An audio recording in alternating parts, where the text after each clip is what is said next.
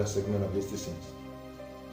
Now, I know many people may ask the question asking, why did God put the tree of the knowledge of good and evil in the Garden of Eden if He doesn't want Adam and Eve to eat from it? Why put it there? But mind you, I want you to understand something. It's not that God does not have an intention.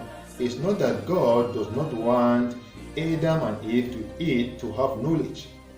No. Even the knowledge of good and evil? No.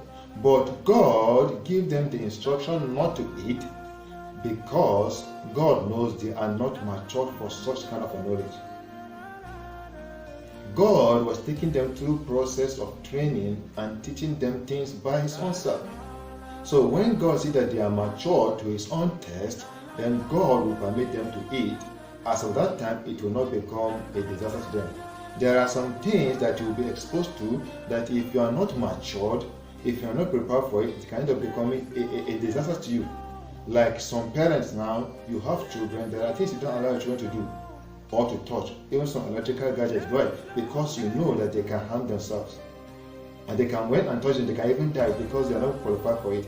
But once they grow and they are matured, then you will permit them to be using them because now they can handle it and they can do it carefully without hurting themselves. So God put it there with an intention He wants them to eat, but He forbid them to eat it because they are not mature for it. And He wants Himself to train them precept upon precept, line upon line, a little here, a little there, so that once they are mature to His test, then He can give them the permission. Because if God said, don't do this, it has become forbidden. If God said, do it, it is no longer forbidden. So what is forbidden or what is not forbidden, it is based on the instruction given to you. So now, as of that time, that tree was forbidden to them to eat, based on instruction. But as they are mature, when they are mature to His own test, He will permit them, because He wants them to get knowledge. Hosea 4:6 says, for my people are perishing for lack of knowledge. Why would God hide knowledge from His people? He wants it, but these people, that knowledge of good and evil, they are not mature for it.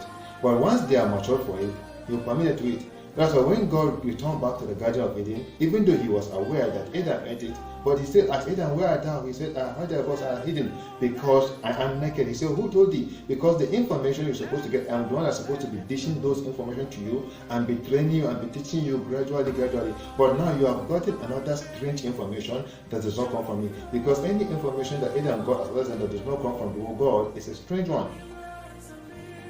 Hallelujah. So he got a strange information that's not supposed to come from God. And at the end of the day, he ended up dying spiritually. He also even ended up dying physically. And this is where the entire slavery and bondage of man race came from, or started. Hallelujah. But if you have obeyed, if Adam will have obeyed God and go with God on His place, a time will come when God sees my child can give it. It's like a father now. You have a small boy, and then you have a jeep, and the boy wanted to ride it. Will He give him to ride? He can give him. You cannot give him. Even if you can put his leg on the throttle and he's struggling, and give him the car to go to let's say the south or the east, you know the boy will go and kill himself and he will die. And the father doesn't want that. It's not that the car is not good. It's not that the boy cannot, you don't want your son to ride your car, but because as of that time he is not matured age-wise, he is not matured experientially, and can go and kill himself. He can go and injure himself. He can do this. It will become a terror, a problem to him. So for that, you stop him from using them. But once the child grows matured, it will become to the letter of the father to even give him. And you see the boy riding the car, and the father is happy, and the boy is happy. But at that time when the father says it's forbidden, the boy should not use it. If the boy, what happened to the father? He used to flog the boy, flog the children. Maybe when you come back when they're touching something, you say you should not touch. But once they become adult and mature, you don't care, because you know you don't bother, because when they are mature, they can handle it and they cannot hurt themselves deliberately because they can handle it. So God wants them to be matured to handle such kind of knowledge of good and evil before He can permit them to it. And remember, even the enemy that came to the Garden of Eden, the devil, and he pointed the tree of good and evil so that they can disobey. But in that same garden, there is a tree of life. Why didn't the devil tell them that they should go and eat the tree of life first? He knows, the devil knows if they eat the tree of life, they will live and they will not die. And he doesn't want it. He wants them to die, he wants them to suffer. So he can continue with his adventure of evil and wickedness. So he deceived them. Do you get the picture? He deceived them. And the devil did not talk about the tree of life, but he only talked about the tree that they will eat and disobey God, because that is what he wanted them to disobey God.